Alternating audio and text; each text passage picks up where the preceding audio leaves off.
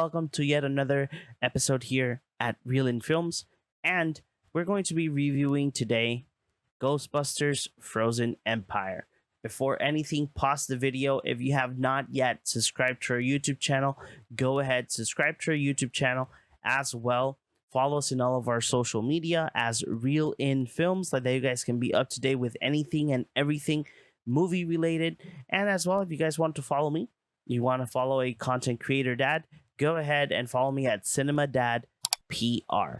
Now, let's go ahead and talk about Ghostbusters Frozen Empire. Let's go ahead and say the synopsis.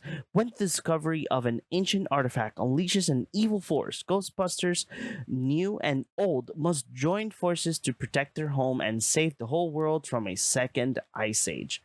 Now, starting off the bat with the story. I like the story. I like the mystery, or the I had the word in my mind and it just got lost. So I really did like the mystery. I liked the story behind like the antagonist. I enjoyed how they included like a new character in a very interesting way, and make that character important as well. It was fun. The film was fun. The story was interesting. But this is where I really did not like the film. It went too quick. The film was too quick. I think the film lasts like an hour. I think it is an hour and 55 minutes. I think that if they would have done the film 2 hours and 30 minutes or 2 hours and 15, I think it would have added a little bit much more umph to the film. But I felt that the film was rushed. When we got to the second act, going to the third act, or through the second and the third act, the film went so quickly that I couldn't see Vin Diesel on his supercharger going 200 miles per hour in the film, because that's how fast it goes. That's one of the things that I disliked about the film. We have such a great story. That is where I'm getting at. So the film starts with the new Ghostbusters. You know, we're cleaning into giving you that yes, there's new Ghostbusters out there. Even though we do have the original cast members still in the mix, but the new ones are the ones that are doing like all the hard work. And that's something that I did like about the film, that even though we do have the old Ghostbusters, they're still keeping their knots with the new ones. But going back to the fact that the story went too quick is something that I did not enjoy. Why do I say this?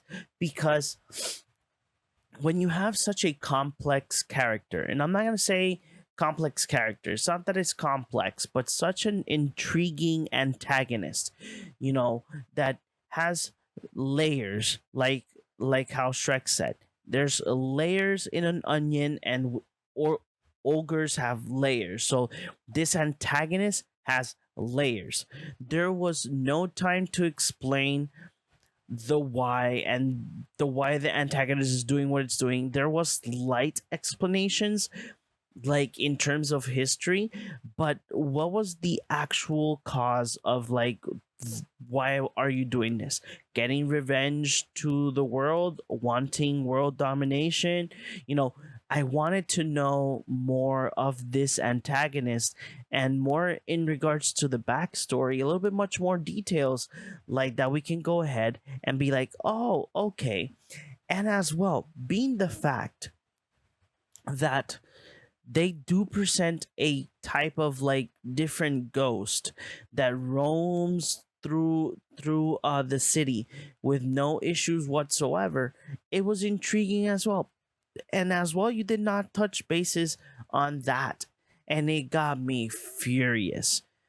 I still gotta say, I did enjoy the film. That's one of the things that I mentioned to my wife. I did enjoy the film, but at the same time, I just say that it was too quick. The film was too fast. And when you get to the second act, going to the final act, it's like the film goes ahead and says like, hey, let's go ahead and turn it up a notch. We need to go a little bit much more quicker, because budget wise, probably, I don't know. And it got me a little mad about it.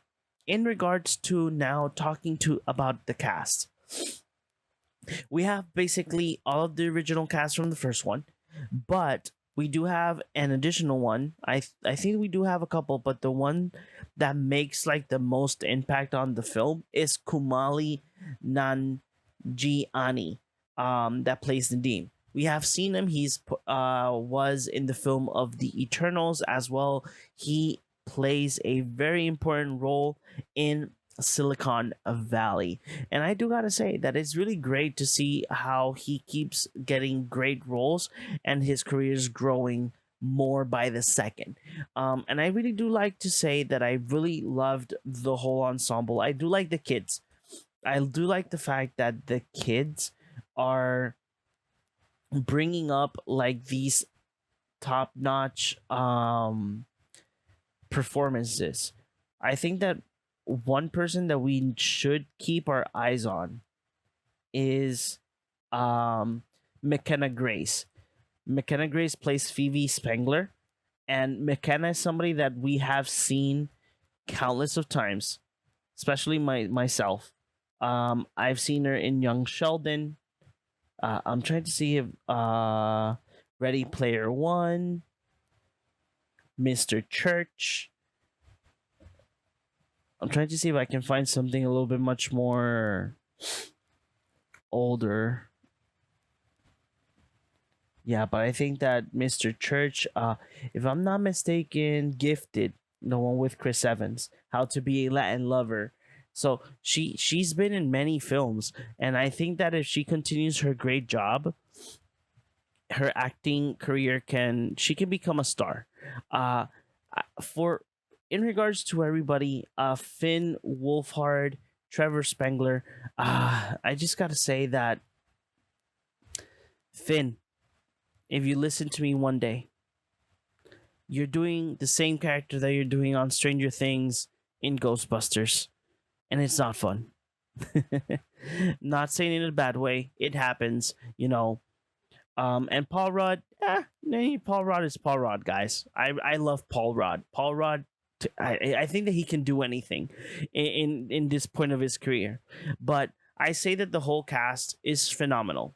I love the fact that even though we do have the original cast, we still have Ernie Hudson, we have Bill Murray, we have Dan Aykroyd, we have Annie Potts, and it's fun to see them all because it's really great to see them. It's really great to know that we are in the same exact universe with the original Ghostbusters, and it's great that they are part of the film, but they do not dominate the film. An exception on one character, but I still say that it is great to see them still. I really do hope that if they do another film or a series with the cast that we have now, I do hope that if they do, I hope that they have an episode or an actual or in the last film like, hey, here are our proton packs. It's time for us to like actually retire and give you guys all the glory in becoming the new Ghostbusters. Again, going back to the whole film, another thing that I do want to mention is CGI. The CGI was okay. I enjoyed it. I did notice a little choppiness. I did like the CGI mostly on the ghost. On the ghost looked great. I really did like it, but in things that were a little bit much more like how do I say, like the buildings when they get destroyed or the ice, those moments were like they okay. Not the greatest thing. They're okay. Do I recommend this film? Heck yes, I do. If you're a Ghostbuster fan, you might like the film. Probably at the same time, you won't. But I do say that it was entertaining. There's a couple things that I mentioned that I didn't like. Like for instance, I didn't like how fast it got the film, how fast it went from second act to the third. I really hoped that there were um, more details on the villain, and what else would I say that I would have liked to see more on the film. I think it was that, and then some CGI parts were kind of choppy. I still recommend it. This is a great film for the fans, and I know that everybody's going to enjoy it if you see it. And I think it's already available in VOD. I think that you can rent it and or buy it. So if you have a chance, go ahead and see it. I really do recommend it. I recommend Ghostbusters: Frozen Empire, even though I do have my nicks and ticks about the film. And nothing, guys. I do hope that you guys enjoy all of our reviews and all of the content that we're getting out for you.